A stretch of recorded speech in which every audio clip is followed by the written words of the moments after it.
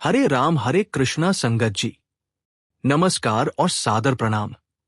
मैं आपका अपना भाई हूं और आज रविवार की इस शुभ संध्या में लेकर आया हूं एक ऐसी रोंगटे खड़े कर देने वाली सत्संग जो सिद्ध करती है कि गुरुजी की शरण में जाने से कैसे काल भी शीश झुकाता है। यह है श्री राजकुमार सिंह की जीवन मृत्यु की गाथा, एक ऐसे व्यक्ति की जो कैंसर की अंतिम स्टेज में पहुंचकर मृत्यु के द्वार पर खड़ा था, लेकिन गुरुजी महाराज के चमत्कारी आशीर्वाद से न सिर्फ जीवनदान पाया बल्कि आज पूर्णतः स्वस्थ होकर दूसरों की सेवा कर रहा है। आज की यह सत्संग उन सभी के लिए है जो गंभीर बीमारी से जूझ रहे हैं। दोस्तों, अगर यह सत्संग आपके दिल को छूती है तो कृपया लाइक बटन दबाना न भूलें और अपने परिवार के साथ जरूर शेयर करें। चलिए सुनते हैं राजकुमार जी की मृत्यु से जीवन की अद्भुत यात्रा। राजकुमार सिंह की सत्संग, कैंसर से पूर्ण स्वास्थ्य तक। नमस्कार संगत जी, मेरा नाम राजकुमार सिंह है। मैं बिहार के पटना शहर में एक छोटा हार्डवेयर का व्यापार करता हूं। मेरी पत्नी सुधा देवी और 2 बेटियां हैं, 20 साल की पूनम और 17 साल की सोनम। संगत जी, कई साल पहले मैं एक सामान्य व्यापारी था। 45 साल की उम्र में मेरा व्यापार अच्छा चल रहा था। बच्चियों की पढ़ाई ठीक से हो रही थी। परिवार खुशहाल था। 2003 की शुरुआत में मुझे लगा कि मेरा वजन लगातार कम हो रहा है। पेट में कभी कभार दर्द रहता था। शुरू में मैंने इसे सामान्य कमजोरी समझा। सुधा कहती थी, राजकुमार जी, आपका वजन बहुत कम हो गया है, एक बार डॉक्टर को दिखा लेते हैं। मैं कहता था, अरे, काम की टेंशन है, कुछ दिनों में ठीक हो जाएगा। लेकिन 3 महीने बाद जब दर्द बढ़ता गया और वजन 15 किलो कम हो गया तो मैं डॉक्टर के पास गया। जांच में चौंकाने वाली खबर। डॉक्टर ने कुछ टेस्ट करवाने को कहा, अल्ट्रासाउंड, सीटी स्कैन और कुछ ब्लड टेस्ट। मुझे लगा कि शायद कोई छोटी मोटी समस्या होगी, लेकिन जब रिपोर्ट्स आई तो डॉक्टर का चेहरा गंभीर हो गया। उन्होंने कहा, राजकुमार जी, मुझे अफसोस है, आपको पेट के कैंसर की 3री स्टेज है। यह सुनकर मेरे पैरों तले जमीन खिसक गई। कैंसर? मैं अपने कानों पर विश्वास नहीं कर पा रहा था। डॉक्टर साहब, यह कैसे हो सकता है? मैं तो बिल्कुल ठीक था, मैंने कांपती आवाज में कहा। डॉक्टर ने कहा, कैंसर शुरू में साइलेंट होता है, अब तुरंत इलाज शुरू करना होगा। कीमोथेरेपी और रेडिएशन दोनों करवाना पड़ेगा। जब मैंने इलाज की फीस पूछी तो डॉक्टर ने कहा, 5 से 7 लाख रुपए लगेंगे और फिर भी गारंटी नहीं है। घर जाकर सुधा को बताना सबसे कठिन काम था। जब मैंने कहा कि मुझे कैंसर है तो सुधा बेहोश हो गई। पूनम और सोनम रो रो कर पागल हो गई। पूनम कहती थी, पापा, आप ठीक हो जाएंगे ना, हमें छोड़कर तो नहीं जाएंगे। मैंने हिम्मत दिखाई और कहा, बेटी, पापा जल्दी ठीक हो जाएगा, तुम चिंता मत करो। लेकिन अंदर से मैं टूट चुका था। मैंने इंटरनेट पर कैंसर के बारे में पढ़ा था। पता था कि 3री स्टेज में बचने की उम्मीदें कम होती हैं।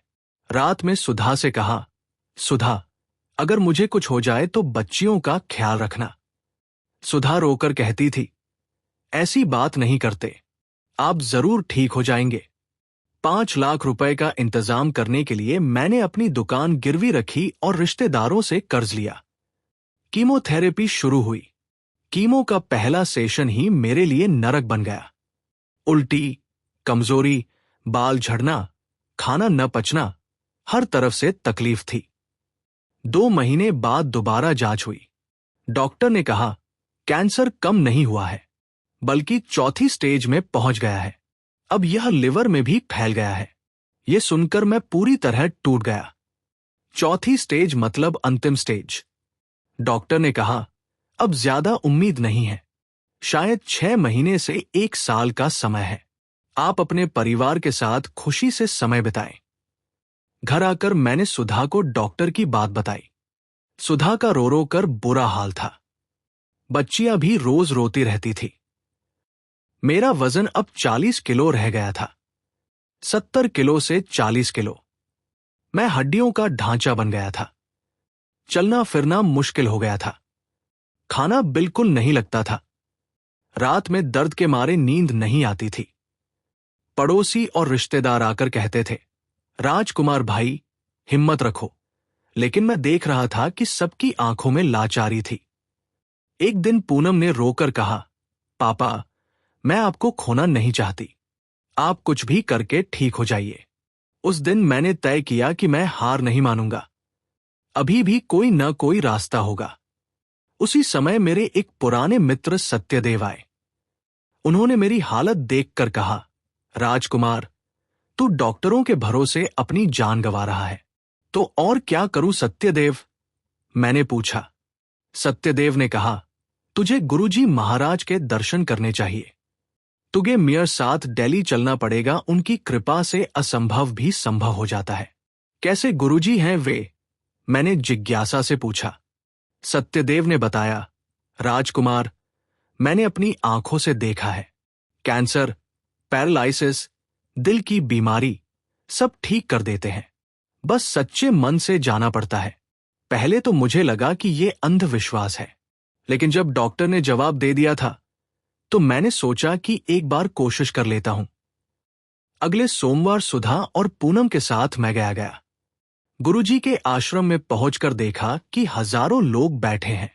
सभी तरह की बीमारियों वाले लोग थे, लेकिन सबके चेहरे पर आशा थी।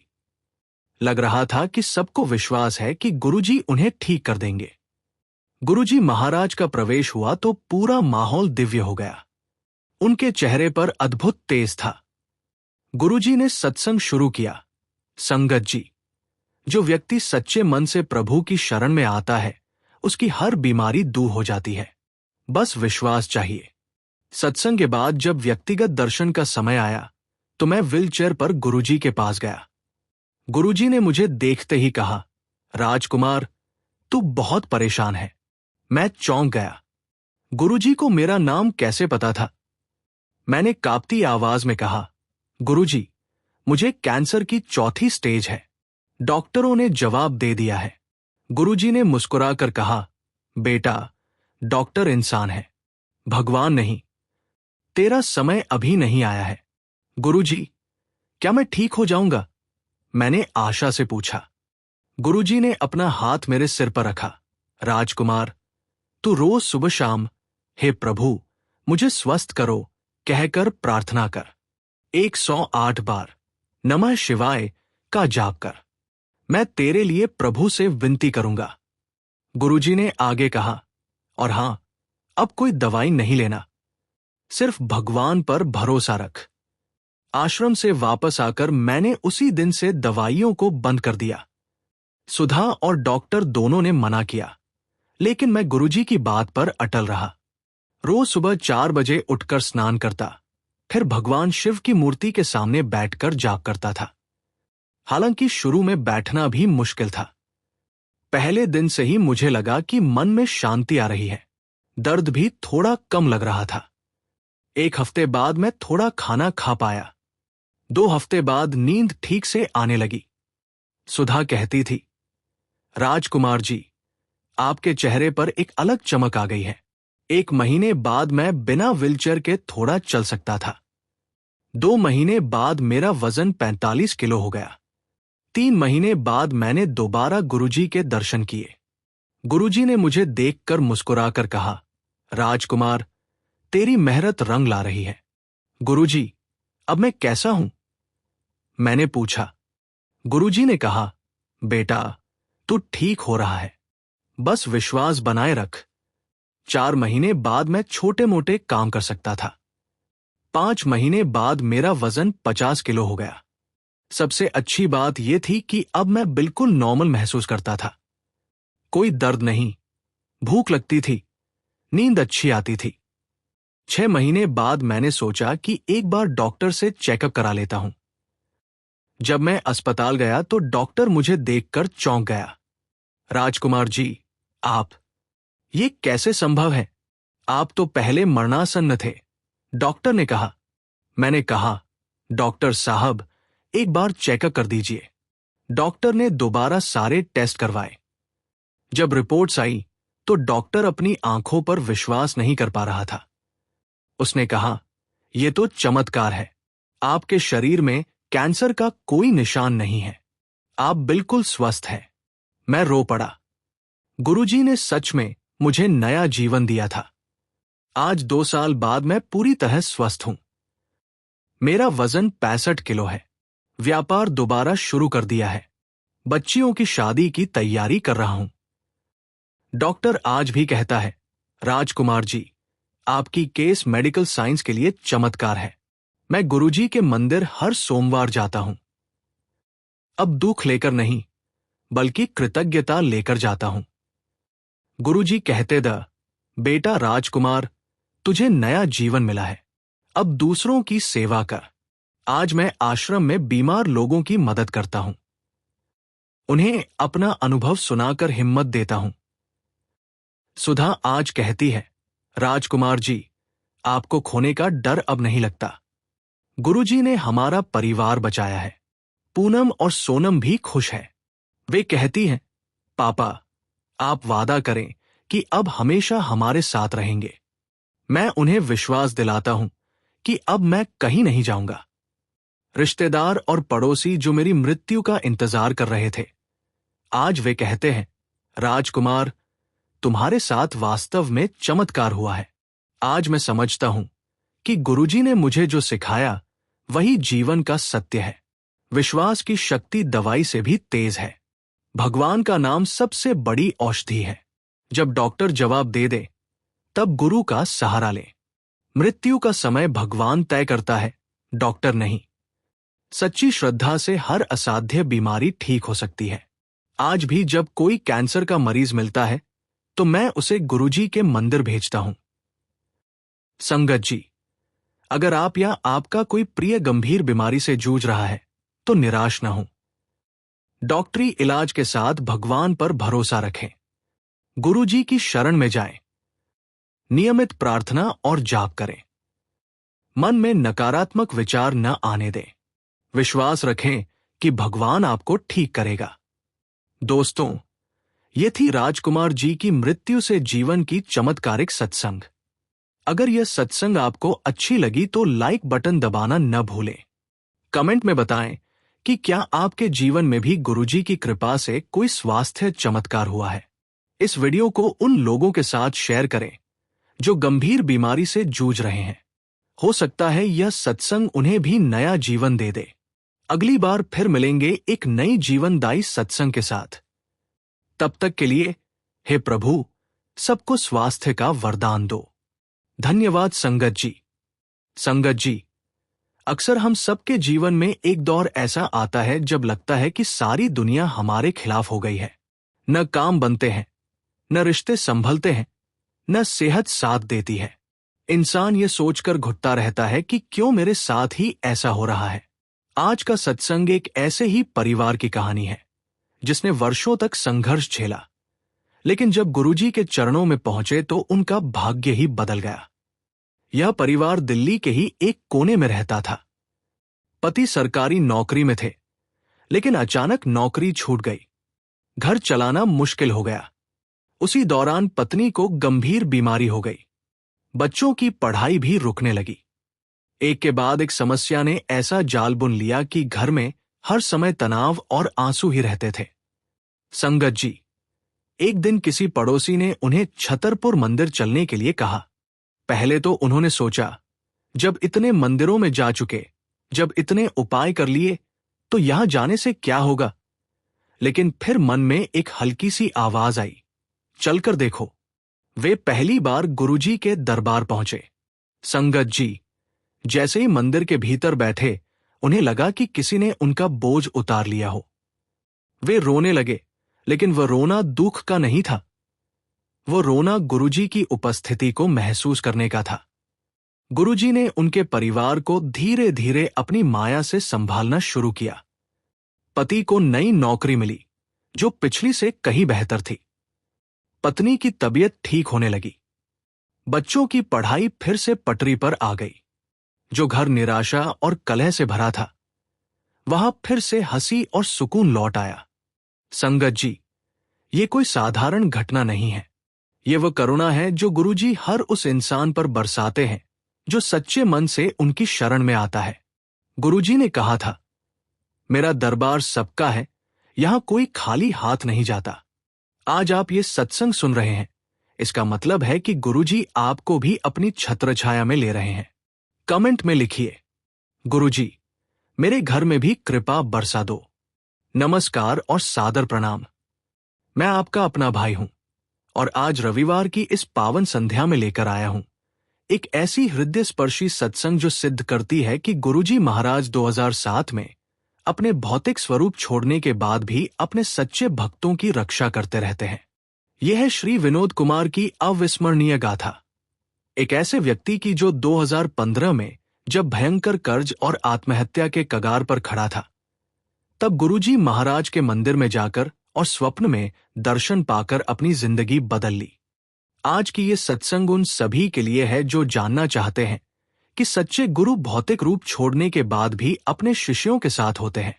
दोस्तों, अगर ये सत्संग आपके दिल को छूती है तो कृपया लाइक बटन दबाना न भूलें और अपने परिवार के साथ जरूर शेयर करें। चलिए सुनते हैं विनोद जी की निराशा से आशा की दिव्य यात्रा। विनोद कुमार की सत्संग, गुरुजी के स्वप्न दर्शन से जीवन परिवर्तन। नमस्कार संगत जी, मेरा नाम विनोद कुमार है। मैं पंजाब के लुधियाना शहर में एक छोटा ट्रांसपोर्ट का व्यापार करता हूं। मेरी पत्नी रेखा और एक बेटा है, 22 साल का राहुल। संगत जी, 2015 तक मेरी जिंदगी एक सफल व्यापारी की थी। मेरे पास 3 ट्रक थे, अच्छी आमदनी होती थी। राहुल की इंजीनियरिंग की फीस भी आसानी से भर देता था। लेकिन उसी साल एक बड़ी कंपनी ने मुझसे दिल्ली से मुंबई तक का बड़ा कॉन्ट्रैक्ट दिया। 20 लाख रुपए का सामान ट्रांसपोर्ट करना था। मैंने सोचा कि यह बहुत अच्छा मौका है, लेकिन भाग्य में कुछ और ही लिखा था। राजस्थान में एक ट्रक का एक्सीडेंट हो गया। ड्राइवर की मौत हो गई और पूरा सामान नष्ट हो गया। कंपनी ने मुझसे 20 लाख रुपए का मुआवजा मांगा। बीमा कंपनी ने केवल 5 लाख दिए। बाकी 15 लाख का नुकसान मुझे उठाना पड़ा। 15 लाख रुपए का इंतजाम करने के लिए मैंने अपने 2 ट्रक बेच दिए, घर भी गिरवी रख दिया। फिर भी 8 लाख रुपए कम पड़ गए। महाजनों से कर्ज लेना पड़ा। 3% मासिक ब्याज पर 8 लाख रुपए उधार लिए। सोचा था कि 3-4 महीने में कमाई से चुका दूंगा, लेकिन एक ट्रक के साथ काम इतना धीमा था कि महीने के 25,000 ब्याज भी मुश्किल से भर पाता था। मूल राशि छूना तो दूर की बात थी। 6 महीने में 8 लाख का कर्ज बढ़कर 12 लाख हो गया।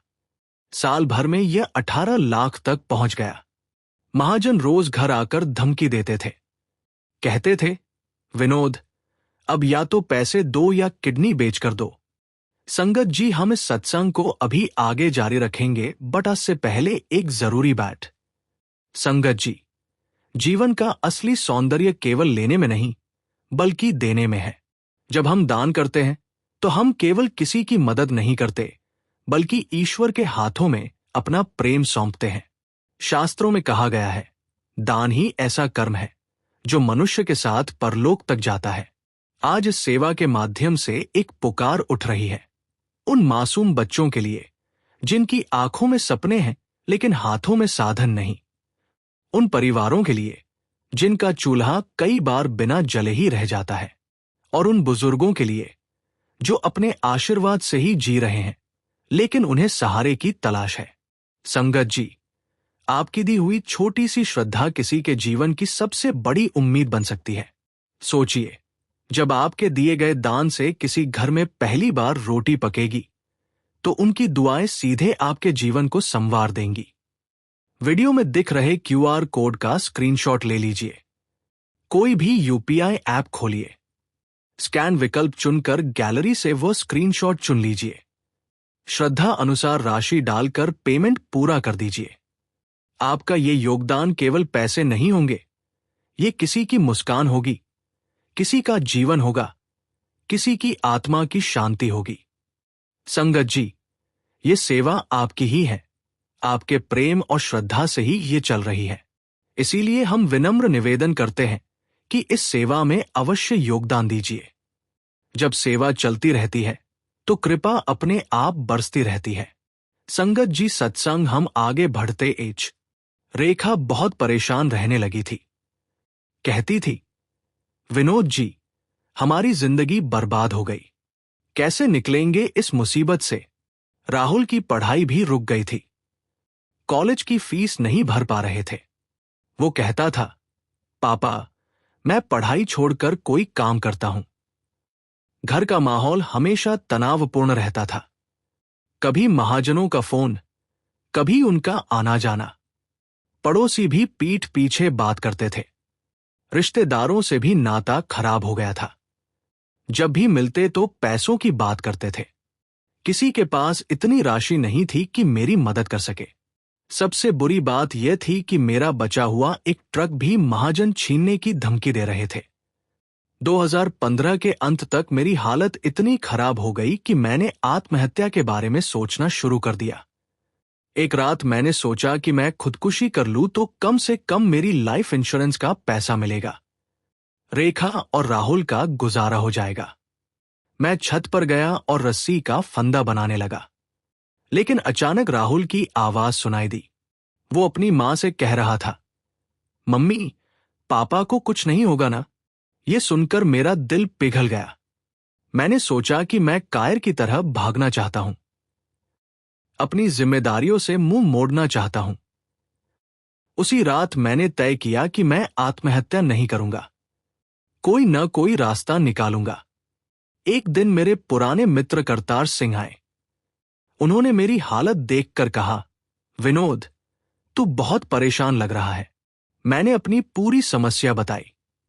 करतार सिंह ने कहा, यार, तू महाजनों के चक्कर में अपनी जान गंवा रहा है। तो और क्या करूं करतार? मैंने पूछा। करतार सिंह बोले, मैं तुझे गुरुजी महाराज के बारे में बताता हूं। वे अपना भौतिक स्वरूप छोड़ गए हैं, लेकिन आज भी उनके भक्तों की रक्षा करते हैं। कैसे? मैंने जिज्ञासा से पूछा। करतार सिंह ने बताया, उनका मंदिर है। वहां जाकर सच्चे मन से प्रार्थना कर।